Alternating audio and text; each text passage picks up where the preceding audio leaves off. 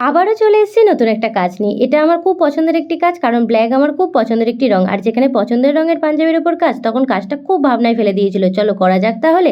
এই কাজটা করতে আমার একটু বেশি দিন টাইম লেগে গিয়েছে। তোমরা দেখলে বুঝতে পারবে আমার করা আগের পাঞ্জাবিগুলোর মতন এটা নয়। এর ডিজাইনটা আমি একটু আলাদাই রাখার চেষ্টা করেছি। এই পাঞ্জাবিটা যে ব্যক্তি, তিনি আমার খুব পরিচিত একজন, আমার বন্ধুই বলতে পারো। তার গার্লফ্রেন্ড তার বার্থডেতে দেওয়ার জন্য এটা আমাকে বানাতে দেয়। যেহেতু বন্ধুর বার্থডে বলে কথা, তাই কাজটা তো একটু আলাদা করতেই হবে। তবে তার গার্লফ্রেন্ডের কোনো ডিমান্ড ছিল না, কেমন ডিজাইন করতে হবে সে কিছুই বলে দেয়নি। তাও আমি একটু ঘাবড়ে গিয়েছিলাম যদি পছন্দ না হয়, কারণ তার কেমন পছন্দ আমি তো জানি না। তাই কিছু রেফারেন্স দেখায়, সেখান থেকে একটা সে সিলেক্ট করে, তখন বুঝে যায় যে সে কেমন টাইপের ডিজাইন পছন্দ করে, সেই মতো ডিজাইন করি।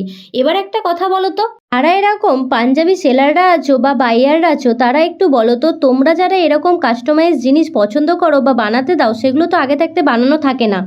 সেগুলো দেখে তোমরা নেবে, তোমরা তো তাদের আগের করা কাজ দেখে নিজেদের জন্য বানাতে দাও। তো সেই জিনিসটা বানানোর পর তোমরা যেমন স্যাটিসফাই হও, আবার কখনো কখনো হও না, তেমন আমরাও কখনো কখনো স্যাটিসফাই হই, আবার হইও না। তোমাদের স্যাটিসফাই হওয়াটা যেমন ডিপেন্ড করে আমাদের কাজের ওপর, তেমন আমাদেরও স্যাটিসফাই হওয়াটা ডিপেন্ড করে তোমাদের রিভিউর ওপর। অনেকেই আছে যারা রিভিউ দেয়, আবার অনেকেই আছে যারা রিভিউ দেয় না। আমি কি তাহলে ধরে নেব তোমাদের কাজটা ভালো লাগেনি বা তোমরা স্যাটিসফাই হওনি? যারা আমার মতন এই একই প্রফেশনের সঙ্গে যুক্ত আছো, তারা একটু বলো তো আমি ঠিক বলছি কিনা, আমাদের সাথেও এমনটা হয় কিনা। আর পাঞ্জাবিটা কেমন হলো প্রতিবারের মতন এবারেও কিন্তু জানাতে ভুলো না।